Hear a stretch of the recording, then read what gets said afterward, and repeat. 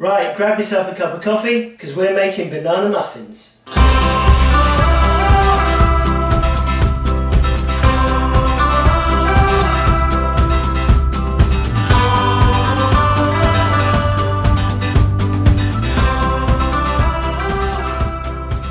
Okay, so everyone loves a muffin. They're a delicious treat, and these ones are verging on healthy. There's some wholemeal flour in there and some fruit, so you could call it a breakfast muffin and it'd be a great start to your day.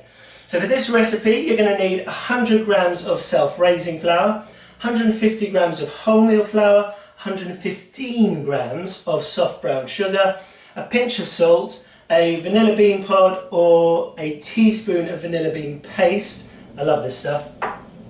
Half a teaspoon of nutmeg, half a teaspoon of cinnamon, 2 teaspoons of baking powder and 2 medium eggs. Being banana muffins, you're obviously going to need bananas, so 2 ripe bananas, and then in a pan I've got 75 grams of melted butter, and to that I've added 125 grams of full fat milk. Now you can make muffins with oil, so you could substitute that milk and butter mixture for 170 to 200 millilitres of olive oil. That'll make them a little bit healthier, but I'm a sucker for butter, so I'm sticking with that. I'm going to make them in the KitchenAid, fitted with a flat beater, but you can easily make these just in a bowl. Mash your bananas first with a fork, and then just mix everything else in with a wooden spoon. So into the bowl we need to get our bananas. These are fairly ripe. I don't like them to be overly ripe, otherwise you get that really strong sort of ethanol flavour that you get from bananas. So 2 bananas, and to that we will add 115 grams of sugar. There we go. Onto the mixer. We'll just give this a little mix just to break up the bananas. Lovely. So to that we'll add our eggs. So 2 eggs, 1, 2, and then we'll pour in our milk and butter mixture. There we go. So that's all our wet ingredients. Just give them a little mix till they're incorporated. There we go. Now to that we can add all our dry ingredients, just like that. So like I say, you need 100 grams of self-raising flour. There we go. 150 grams of the wholemeal flour. I think I've pre-weighed that. There we go. Then we'll add our pinch of salt. Our teaspoon, actually I won't do, I'm going to do the nutmeg first, otherwise I'm going to get, so half a teaspoon of nutmeg,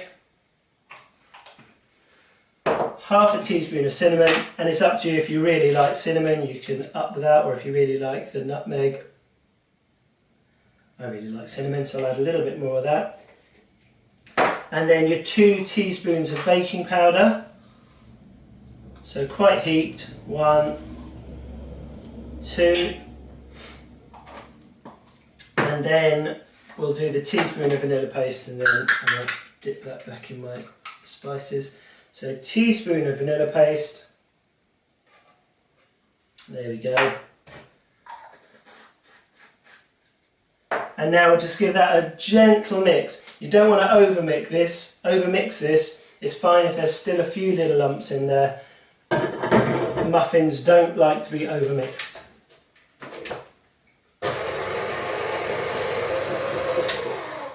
Okay, it's almost come together, so now we can add our handful of sultanas. I just had these in the cupboard, but you could add chopped dates, or you could do a nut, so something like a handful of pecans or walnuts would be really nice. Maybe 50 to 100 grams should do the trick. So just turn it on to fold them in. There we go. And now we will fill our muffin cases. Okay, so I've got a muffin tray here lined with 12 cases. You can easily just spoon that mixture into them, but I like to use a piping bag. It's just a little less messy and easier to control the amount you're putting into each.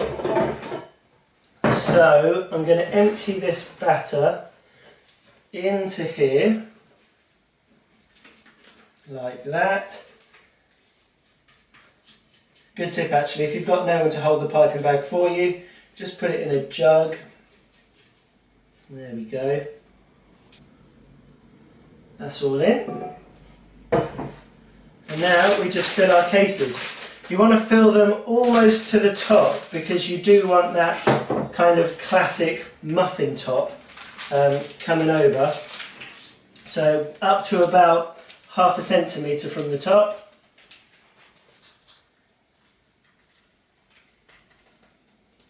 Like that.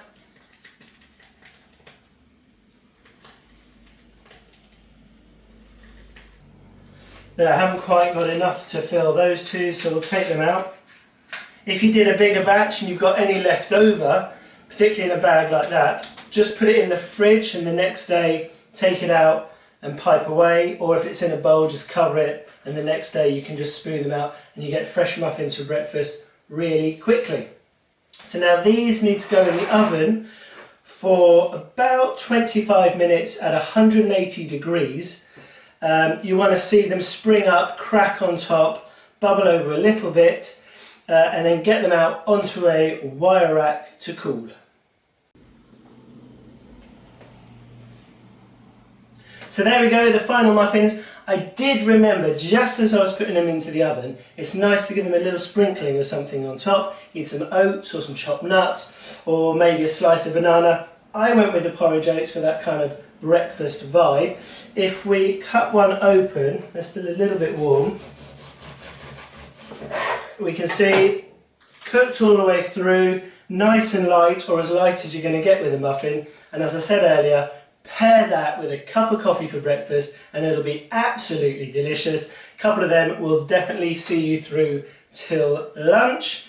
So that's the end of the video. As always, if you enjoyed it, give it a thumbs up. Leave your comments below or subscribe to the channel. Do give these ones a go. They'll be a great one to do with the children. Not too complicated, pretty quick and simple. And if you do bake them, post your results on Instagram with the hashtag BuzzbyBakes, because I love to see how you guys are getting on. But that's it, and as always, until next time, happy baking.